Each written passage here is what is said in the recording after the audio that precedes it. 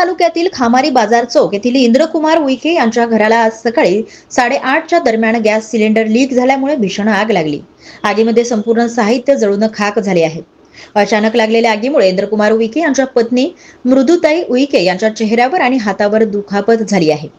या गरीब कुटुंबावर आर्थिक संकट सुद्धा निर्माण झाले आहे। त्यांच्या घरातील जवळपास 2 ते 2.5 लाख रुपयांचे संपूर्ण साहित्य खाक झाले असून त्यांनी शासनाकडून मदत मिळावी अशी त्यांनी अपेक्षा व्यक्त केली आहे। अग्निशमन विभागाचे कर्मचारी वेळेवर आले आहेत आणि मोठा अनर्थ टळला। गॅस चालू होती आणि एकाएकच विस्तव निघला। भक्का झाला। काय जळलं? सगळेच गृहस्थीचं सामान जळलं।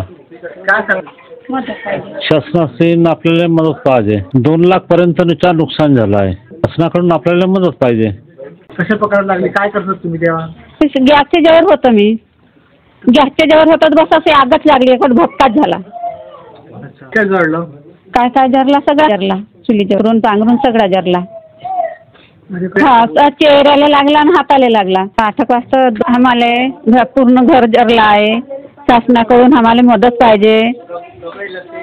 कपडे लत्ते सगळे जरले आहेत। आमच्या कोणी करणार नाही। शासनासोबत मागा आहे, आम्हाला मदत करा। आग करीबन 8:15 लागली आहे। जशी आग लागली तर आम्ही फायर ब्रिगेडला माहिती दिली। ते 8:45 वाजे फायर ब्रिगेड आली आहे।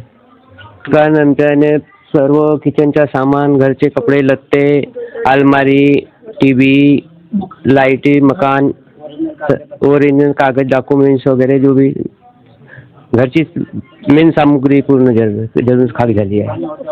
शासनाशी जे आपली हेच आहे की आपले काही कमावणे करणारे कोणी नसत तर काही आपल्याला कमसे कम मदत मिळावी अशी गुजारिशना आग्रही विनंती करतो मी। किती वाजता लागली आग?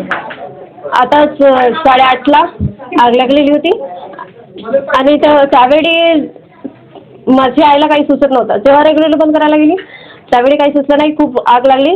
त्यानंतर मग आम्ही सर्व पाणी वगैरे जे बोरे वगैरे करून घेतले आणि मग ते त्याच्यावर टाकायला लागले, तरी पण आग काही विझली नव्हती। खूप नुकसान झालं।